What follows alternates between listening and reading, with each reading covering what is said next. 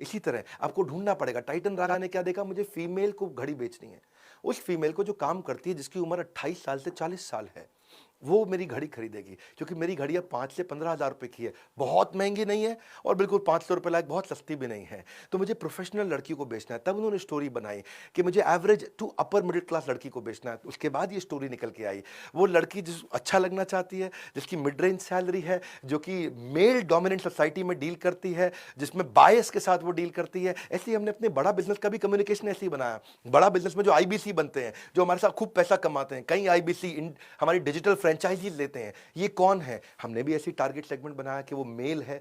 IBC हमारे कौन बनते हैं? 15 साल से 35 साल के लड़के ज्यादातर आईबीसी बनते हैं, पूरे देश में बनते हैं। वो या तो प्रोफेशनल थे, फ्रीलांसर थे, पार्ट टाइम काम करते थे, या अभी अनस्टेबल अपने करियर में एमएलएम में काम करते थे, या स्टूडेंट हैं। हमने देखा कि कौन आईबीसी अच्छा रहेगा, जो लो इनकम ग्रुप और मिडिल इनकम ग्रुप से है, खूब पैसा कमाना चाहता है, स्मार्टफोन यूजर है, हाइपर एक्टिव है, टेक्नोलॉजी को समझता है, earning, learning, networking, brand image और रिस्पेक्ट पे काम करना चाहता है। तो जब हमने सेगमेंट किया तो आईबीसी आ गए और हमने उन्हीं के हिसाब से कम्युनिकेशन बनाया, उनसे बातचीत किया, वो एकदम सफल हो गए। चौथी कहानी लेते हैं ऑल आउट मस्कीटो ऐड की।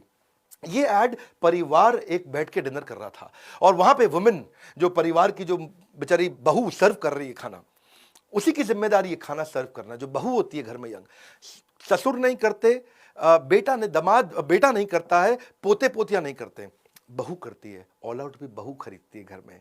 पोता ऑल आउट नहीं खरीदता, दादा ऑल आउट नहीं खरीदता, सास ऑल आउट नहीं खरीदती। अमूमन जो घर की जिम्मेदारी लेती है बहू, वो ऑल आउट खरीदती है। तो उन्होंने क्या, बहू को हीरो बना दिया। उसकी जिंदगी में क्या होता है, उसको डांटने लगे सारे, बहू को, सब बहू को डांटने लगे और एंड में उन्होंने बहू को जिता दिया।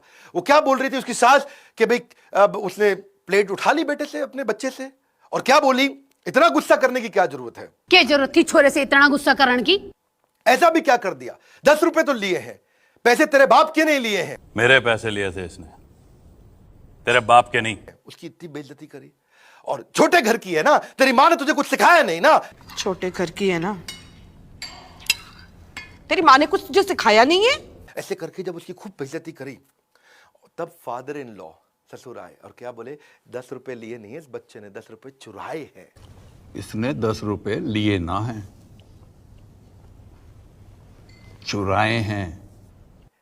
और तब उसको हीरो बना दिया बहू को। और फिर क्या बोला कि जब कोई घर की माँ अपने बच्चे को कंट्रोल करना चाहती है तो उसके साथ खड़े हो जाओ।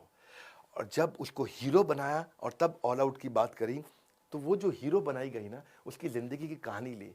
उसकी एस्पिरेशन क्या थी कि घर वाले मेरी सुने, बहू की एस्पिरेशन थी, वहाँ से कम्युनिकेशन आया।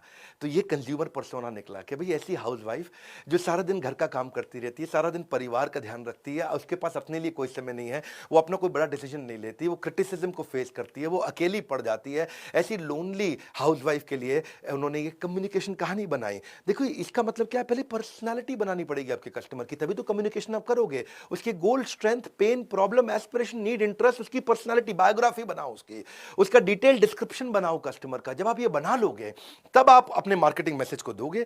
जो वैल्यू वो वैल्यू करता है, तब आप उसको आप अपने रिप्रेजेंट कर पाओगे अपने कस्टमर को।